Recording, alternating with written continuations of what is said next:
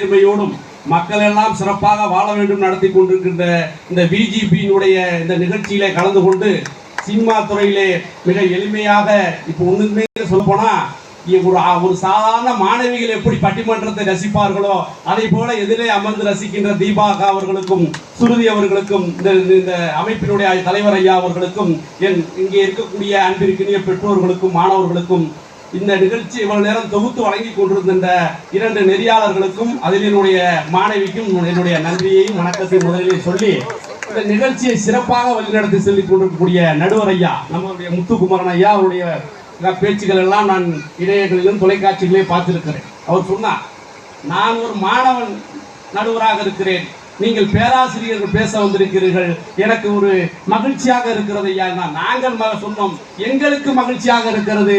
ஏனென்றால் ஒரு மாணவன் நடுவராக இருந்து பேராசிரியர்கள் பேசுகின்ற பொழுது அதுதான் ஆசிரியருடைய மனம் மாணவனை வளர்த்து விட்டு ஆசிரியர்கள் இருக்கிறது, அதான் பெரிய மகிழ்ச்சி. அவருடைய பேச்செல்லாம் பார்க்கறப்ப அவ்வளவு வியப்பா இருக்கும். இந்த சின்ன வயதிலே இறைவன் அந்த தமிழ் புலமையை ஆளுமையை கொடுத்திருக்கிறார்னா அதான் பெரிய சிறப்பு. நம்ம தம்பி கருத்தான் சொன்னாப்புல பேசுகின்ற பொழுது பெற்றோர்கள்லாம் எவ்வளவு கஷ்டப்படுறாங்க, ஆசிரியர்கள் மாணவர்களை வழிநடத்துறதுக்கு எவ்வளவு கஷ்டப்படுறாங்க. இன்னைக்கு மாணவர்கள் இன்னைக்கு ஒரு வகுப்புல சமாளிச்சிட முடியுதா? ஒண்ணுமே முடியல. 3 வகை மாணாக்கர் இருப்பான் ஒவ்வொரு வகுப்புலயும். அண்ணன் மாவே, மண்ணோட கிளியே, இல்லி குடம் ஆடு எருமை, அண்ணன் தலையடை கடை மாணாக்கர்னு 3 வகை மாணாக்கர் இருப்பான்.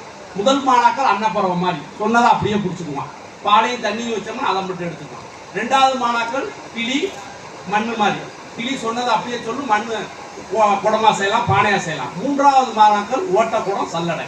ஓட்டக்குடம் என்ன பண்ணும், தண்ணி வச்சோம்னா எல்லாம் வெளியே போயிடும், சல்லடை நல்லதெல்லாம் வச்சுக்கிட்டு எங்களுக்கு மேலே வச்சுட்டு நல்லதெல்லாம் வச்சுக்கிட்டு நம்ம பாடம் நடத்துறப்ப எளிமையா சொல்லியிருப்போம்.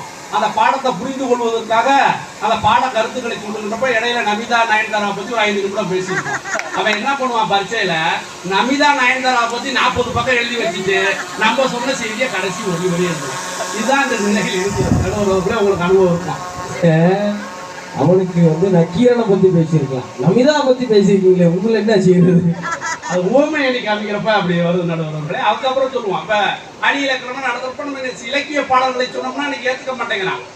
திரைப்பட பாடலை சொன்னாதான் எதுகை மோனை.